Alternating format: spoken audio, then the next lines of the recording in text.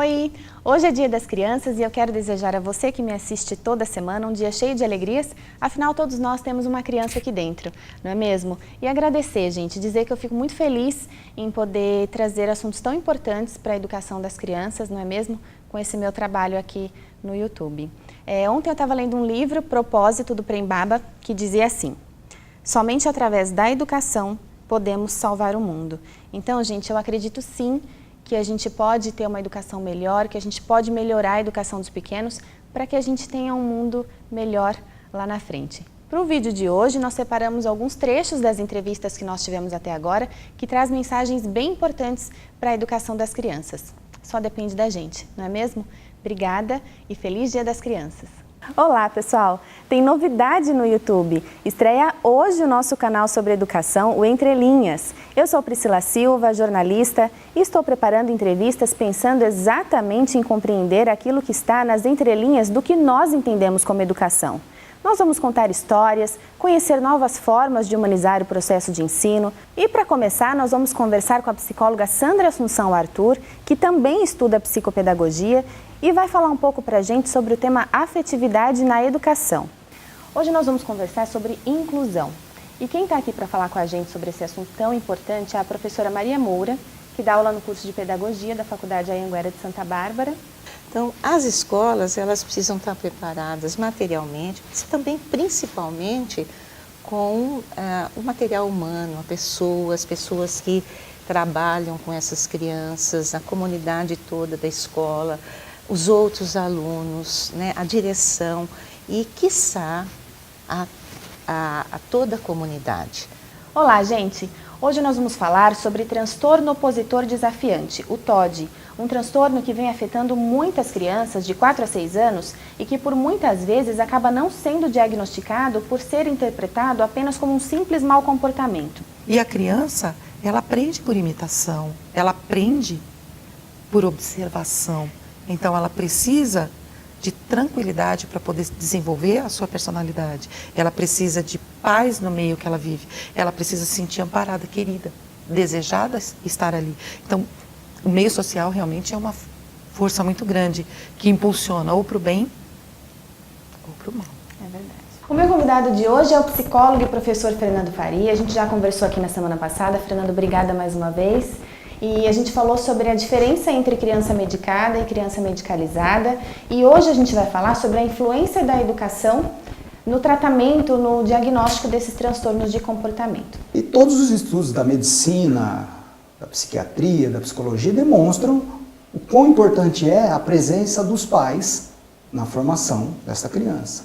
Olá, pessoal! Hoje nós vamos falar sobre o amor. É isso mesmo, sobre o amor. E sabe por que a gente vai falar sobre isso? Porque o amor é um sentimento que está presente em muitos momentos da nossa vida, não é mesmo? Basta a gente querer. Educação é amor, é um ato de amor.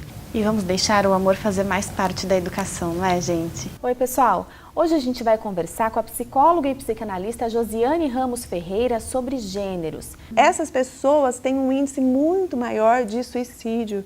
Então a gente tem que parar, analisar, entender melhor isso, né? E rever um pouco dentro da gente a nossa posição, os nossos preconceitos, né? E pensar um pouquinho sobre isso, né? Em abril e maio deste ano, o tema suicídio registrou o maior número de buscas no Google em comparação com outros períodos nos últimos 5 anos. E o jogo Baleia Azul está associado a esse número. Vamos falar sobre como o tema é tratado nas escolas, pelas famílias e por que o número de suicídios ainda é tão grande, mesmo com tantas informações. Pais, abracem mais seus filhos, pais, perguntem como seus filhos foram na escola. Pais, e de fato perguntem isso como se isso realmente importasse para vocês, não como se fosse um ponto do seu dia. Que acho que é o que falta, um pouco mais de abraço, um pouco mais de sensibilidade. É isso mesmo. Como é que está o seu dia hoje? Olá, pessoal! O tema de hoje é limites das crianças. Com o passar dos anos, vivemos grandes transformações na cultura e nos valores da sociedade. Entre essas transformações, houve o questionamento para a educação mais repressora, fazendo com que os pais muitas vezes deixassem de impor limites aos filhos, por medo de errar, por medo de frustrar os seus filhos, mas não sabendo que a falta desses limites faz também com que os filhos não tenham um bom desenvolvimento na sociedade. E quem está aqui para falar com a gente sobre isso são as psicólogas Sandra Assunção Arthur e Josiane Ramos Ferreira, que já estiveram aqui no Entre Linhas e hoje estão aqui para falar com a gente sobre esse assunto tão importante. Hoje as crianças ganharam mais autonomia, os pais perderam a autoridade. Nós, como pais, temos que rever nossa posição porque a gente se perdeu nesse caminho. Querendo fazer uma educação muito diferente, a gente acabou perdendo a autoridade. Então, naquela época, era uma autoridade grande, a autonomia dos filhos pequena. Agora, a autonomia está grande e a autoridade está pequena. A gente precisa resgatar essa autoridade e saber que disciplina e amor têm que caminhar junto. É interessante pensar nesse limiar agora, porque antes a criança ela tinha que obedecer, né? Era aquela educação que tinha que obedecer.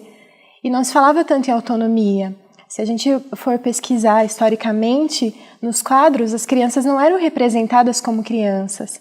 Nas pinturas elas eram vistas como mini-adultos.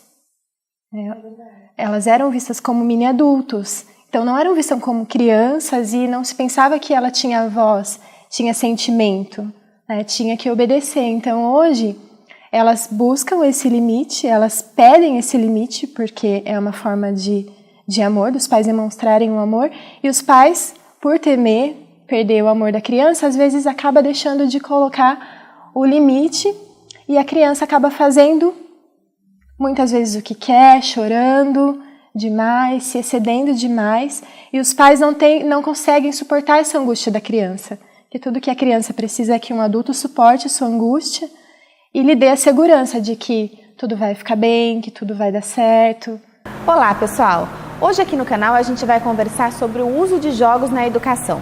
A gente sabe que com as novas tecnologias, alguns jogos passaram a ser utilizados no processo de ensino e aprendizagem como forma de motivar os alunos no dia a dia nas escolas, né? E quem está aqui para falar com a gente sobre isso é a pedagoga Rita Prats. O cuidado que eu tenho que ter é se o jogo ele não cai simplesmente numa banalidade, ou para complementar uma aula, ou até mesmo para entreter o meu aluno. Mesmo que ele tenha interesse no jogo, mas um jogo ele tem que atender aos interesses dos alunos na parte da situação de aprendizagem, né? no que eu vou trabalhar. Ele é um artefato, enriquecedor, mas ele é um artefato enriquecedor da aprendizagem. E para isso que eu tenho que entender, para isso que eu tenho que pensar o que eu espero que esse jogo proporcione ao meu aluno.